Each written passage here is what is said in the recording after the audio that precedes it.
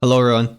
I had this idea that for this video, in the background footage, I would play either Winston from Overwatch, Overwatch 2 now, or that like lizard dragon guy from Paladins. I can't remember his name. Drogon? I don't know. And I was going to try to play Winston on Gibraltar because that place comes up for a fraction of a moment. Gibraltar comes up in the movie, and I thought I'd get some footage of me playing Winston Gibraltar.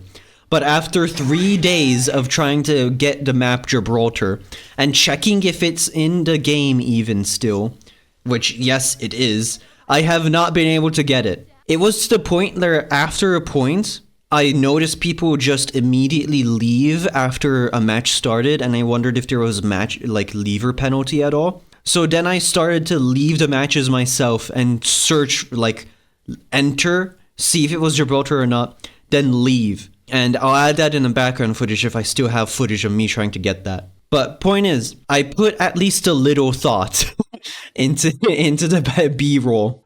You know those videos you see online of Komodo dragons fighting? Imagine that, bigger. Isn't that super cool? The answer is yes. And if you answered anything differently, you're wrong. Godzilla x Kong. X having a totally different meaning not so long ago. This movie is Godzilla and King Kong teaming up, opposed to the previous movie where they fought each other, but not really. Kaiju movies, Godzilla movies, they're not really known for their plot. Like, the plot is just kind of like a guideline, like a reason for the big guys to fight each other. But the plot is similar to the previous one, to be honest. Godzilla hears sounds or has a sense of a presence. So does King Kong, actually. But Godzilla thinks it's King Kong, and so Godzilla chases after King Kong for a bit. King Kong is hanging out in the underworld after last movie, and he discovers some things there, which is the source of the actual power. And so Godzilla comes to the little hidey hole between the worlds that King Kong uses to travel between them. And then they fight over there or whatever. I'm keeping it vague enough, to be honest, because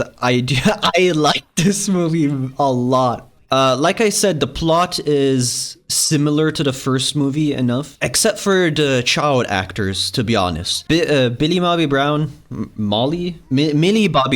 isn't in the movie this time. I don't know if the movie was better for it. I guess I'll have to watch Damsel sometime.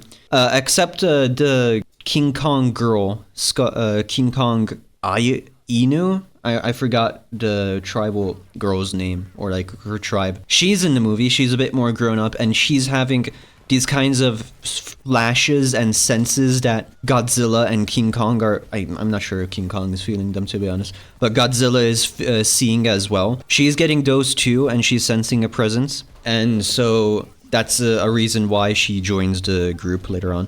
Along with reoccurring cast, the science lady is back. We have the guy from Eternals, I forgot his name, but he's back, and he's the only comedic relief, and actually, to be honest, he wasn't that bad. Sometimes in the theater while watching this, you know, there were jokes, and they were not really good, but I'm not sure if it was a social thing, like other people were laughing, and so I should laugh. Like, I'm not sure if people were thinking that. They didn't land for me, but there were jokes. Some of them were good, though. There was also this more like outgoing external? What the hell was the word? Extraterrestrial? What was that? Extravagant? Crap. Extroverted character. He's like Australian, outbacky. He cares about animals and stuff. So he helps out King Kong, and and they go to the underworld where there are a bunch of different animals and stuff, and he loves it there or whatever. The movie is definitely better for having lesser amount of kids. Now, to get to the part where we all care about, the action, I loved it. It was so good. I liked it so much, along with the cinematography as well. I saw things that I would have never expected to see in this movie. Like, of course, I keep myself away from trailers and like potential spoilers or whatever as much as I can, except for, well, Pink Godzilla, I guess. If I had a nickel for every time I was surprised by a suplex appearing in a franchise, I would have 2 nickels, which isn't a lot, but it's weird that it happened twice. Guys, among the things that I would have never expected to see in this movie, a suplex on two giant monsters, and someone using a terrain object like in a fighting game, like an arena object, you know, like how you grab a branch in Mortal Kombat 10, grabbing a building like with a whip or something and tossing it. And we are not held back from the action at all. Honestly, like, they, aside from the first Godzilla movie, they really learned what to do, like what to not to hold back. Like, we want to see it, and they're showing it to us. They're not holding back. Nothing is hidden from us, and it's everything I could have asked for and more, honestly. So, if we were to give arbitrary, not really meaningful scores to this, and why not do it for the entire franchise while we're at it? The MonsterVerse. Godzilla 2014, I am giving that a 4 out of 10. Not really worth your time, and so below a 5. It tricks you with Bryan Cranston. It barely shows any fighting. It has comic book accurate Maximoff twins, at least. Anyway, 4 out of 10. Kong Skull Island. Honestly, after rewatching it, it is not that bad. Like, it's actually pretty good. The cinematography is honestly there. It's kind of surprising. However, I'm giving this a 6 out of 10. I don't know, because because other movies are also going to be 7, and I just not sure if I should give have more 7s in this list as well. I'm not sure. I might change that later. Godzilla King of the Monsters. I learned that people didn't really like this that much, but I really liked it. So I'm giving it a 7 out of 10. And then Godzilla vs. Kong, I'm also giving it a 7 out of 10. I think people didn't really like this that much either. I think people kind of felt like a Batman versus Superman deal with this, where all of a sudden Doomsday, what was that character, Doomsday? I can't remember. I think it was Doomsday. Doomsday comes out, and Batman and Superman and even Wonder Woman, they don't fight each other, they fight Doomsday. I feel like people felt kind of tricked with this too. And then before we get to Godzilla x Kong, I'm gonna put some honorable mentions just because I want to, and this is my list, and these are from my childhood, and I felt like doing it. Godzilla, the 1998 movie. For some reason, I watched a couple, I know it from my childhood. It is not good. Yeah, I'm giving that a 2 out of 10.